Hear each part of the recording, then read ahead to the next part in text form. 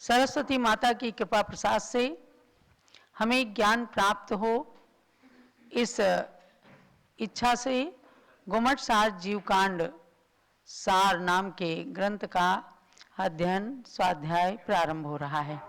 मंगलाचरण। सिद्धम शुद्धम पणमीय जिनिंद वर्णेमि चंद मकलंकम गुणरयण भूषणुदयम जीवस्य परुवणम वोच्छम। जीव द्रव्य की प्ररूपणा के लिए 20 अध्याय बताए हैं, यानी 20 प्ररूपणाओं में जीव द्रव्य का कथन करने का लक्ष्य बनाया है आचार्य श्री नेमिचंद्र सिद्धांत चक्रवर्ती ने, जिन्होंने गोमट सार ग्रंथ को रचा। 2 प्रकार के गोमट सार हैं, एक गोमट सार जीवकांड और एक गोमट सार कर्मकांड। प्रथम जीवकांड के अंदर 734 गाथाएं निबद्ध की हैं। उनमें से आपको सरलता से गोमट सार ग्रंथ का सार ज्ञात हो सके, इस लक्ष्य को लेकर पूज्य गणिनी प्रमुख श्री ज्ञानमती माता जी ने केवल 173 गाथाओं में मुख्य मुख्य गाथाओं का संकलन किया है और उसका ही अध्ययन यहाँ पर आपको कराया जा रहा है। तो सर्वप्रथम 20 प्ररूपणाओं के नाम बताकर प्रथम प्ररूपणा जो गुण स्थान है उसका वर्णन किया है, यानी गुण स्थान के 14 भेद और 14 भेदों के अलग अलग लक्षण बताएं। तो उन लक्षणों के अंतर्गत आपने प्रथम गुण स्थान से लेकर 7वें गुण स्थान तक के स्वरूप को जाना है। प्रथम गुण स्थान मिथ्यात्व, द्वितीय सासादन, तृतीय मिश्र, चतुर्थ अविरत सम्यक दृष्टि, पंचम देश विरत, छठा है प्रमत्त विरत और सप्तम गुण स्थान का नाम है अप्रमत्त विरत। इस अप्रमत्त विरत गुण स्थान का नाम ही उसके अर्थ को समझा देता है, झलका देता है कि जहाँ प्रमाद रहित अवस्था होती है और पूर्ण संयम, सकल संयम तो प्रकट हो ही जाता है। इस गुण स्थान के बारे में आपने जाना कि संजलन कसाय और नौ कसाय का जब मंद उदय होता है तब सकल संयम से युक्त मुनि उस मुनि के प्रमाद का अभाव हो जाया करता है, इसीलिए इस गुण स्थान को अप्रमत्त संयत कहते हैं। अब इसमें देखो जानना ये है कि इस अप्रमत्त विरत गुण स्थान के 2 भेद होते हैं, यानी इसमें 2 भाग कर दिए हैं। एक है स्वस्थानाप्रमत्त और दूसरा है सातिशय अप्रमत्त। तो स्वस्थानाप्रमत्त को निरतिशय अप्रमत्त भी कह देते हैं। इसको थोड़ा सा आपको समझना है कि स्वस्थानाप्रमत्त किसे कहते हैं। गोमट सार के अंदर ही इसका उल्लेख किया है कि जहाँ पर व्यक्त और अव्यक्त दोनों प्रमाद नष्ट हो जाते हैं और 28 मूल गुणों का मुनिराज पालन करते हैं एवं समस्त सयल गुणशील कलियों संपूर्ण गुण और शील से परिपूर्ण हो जाते हैं, अर्थात शील के 18,000 भेद माने हैं। उन 18,000 भेदों से युक्त शील का पालन करते हैं, उससे युक्त हो जाते हैं। शरीर और आत्मा के भेद ज्ञान में तथा मोक्ष के कारणभूत ध्यान में लीन हो जाते हैं। ऐसे अप्रमत्त मुनिराज मतलब अप्रमादी अवस्था है तो ध्यान के योग्य भी उनके परिणाम रहते हैं, लेकिन ऐसे मुनिराज जब तक उपसम या छपक श्रेणी पर आरोहण नहीं करते हैं तब तक उनको स्वस्थानाप्रमत्त अथवा निरतिशय अप्रमत्त गुणस्थानवर्ती कहा जाता है। ये गुणस्थान आज भी होता है और इसके 2 भागों में से स्वस्थानाप्रमत्त अवस्था आज भी मुनिराजों को होती है और जो लोग कह देते हैं कि आज पंचम काल में मुनि ही नहीं होते, अरे भैया इन कर्म की व्यवस्था वाले ग्रंथों का अध्ययन तो कीजिए कि जब मुनिराज 28 मूल गुणों का पालन चतुर्थ काल में भी करते थे और 28 मूल गुणों का पालन आज भी कर रहे हैं, तो सच्चे मुनिराज नहीं होते ऐसा हम कैसे कह सकते हैं।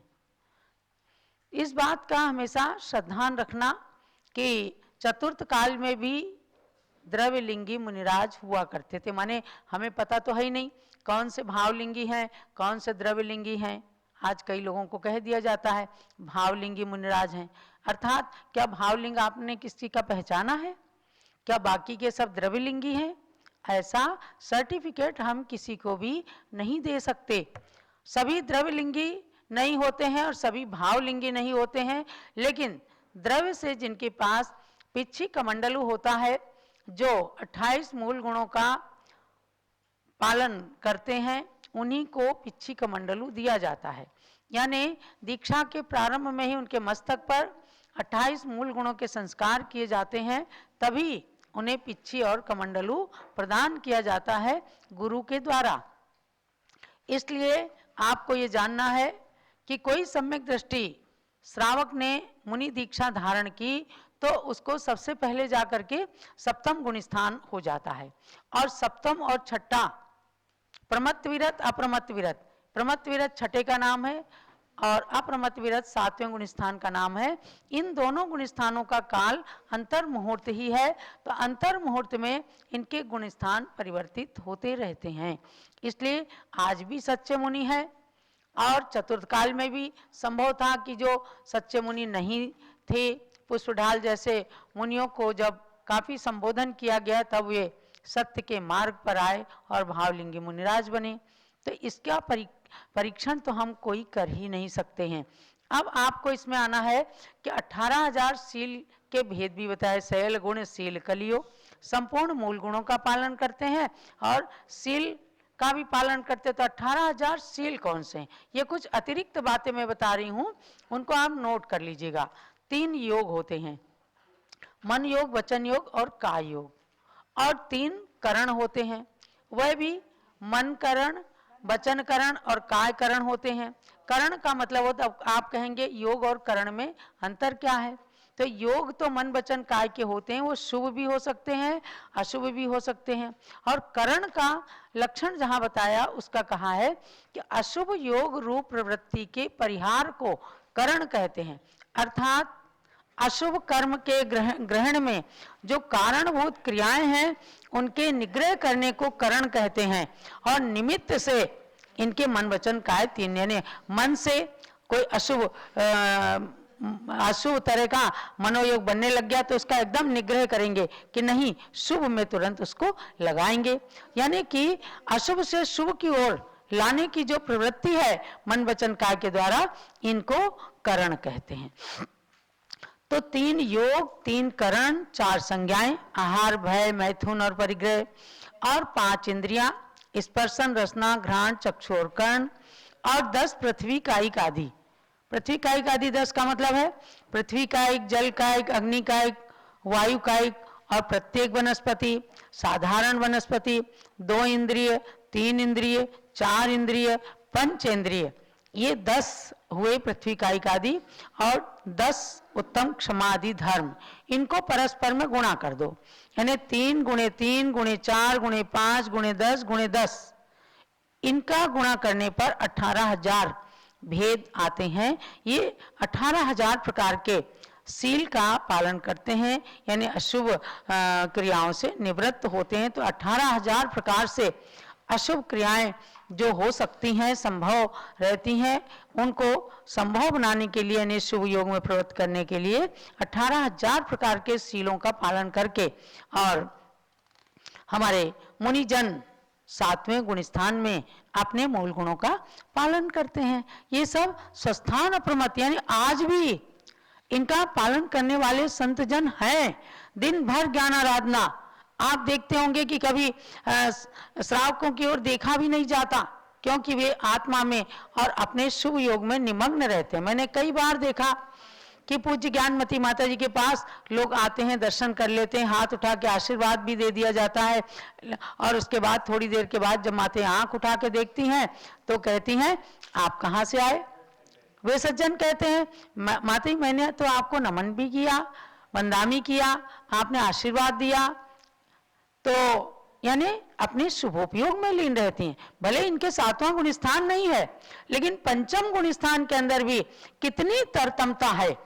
अर्थात यदि हो सकता तो छठा सातवां गुण स्थान जरूर हो जाता, लेकिन स्त्री पर्याय जन्य आरिका अवस्था में 5 ही गुण स्थान होते हैं। तो पंचम गुण स्थान में भी जब इतनी उपयोग की स्थिरता, ज्ञानोपयोग की अभीक्ष्णता आ सकती है, तो छठे सातवें गुण स्थान वर्ती मुनियों को क्यों नहीं हो सकती। तो ये मैंने आपको सातवें गुण स्थान के 2 पाए में से एक पाए की बात बताई, स्वस्थाना प्रमत्त, और दूसरा क्या है, सातिशय अप्रमत्त। तो सातिशय अप्रमत्त को आप संक्षेप में जान लीजिए कि जो आगे श्रेणी शुरू करने वाले हैं, उपसम श्रेणी या क्षपक श्रेणी, उनको ही सातिशय अप्रमत्त होता है। तो इसमें क्या किया, आप प्रत्याख्यानावरण, प्रत्याख्यानावरण और संज्वलन के चतुष्क माने अनंत, क्रोध, मान, माया, लोभ, तो इन 12 कसायों को और 9 कसाय, ये जो 21 प्रकृतियां हैं, ये चारित्र मोहनी की 21 प्रकृतियां कहलाती हैं।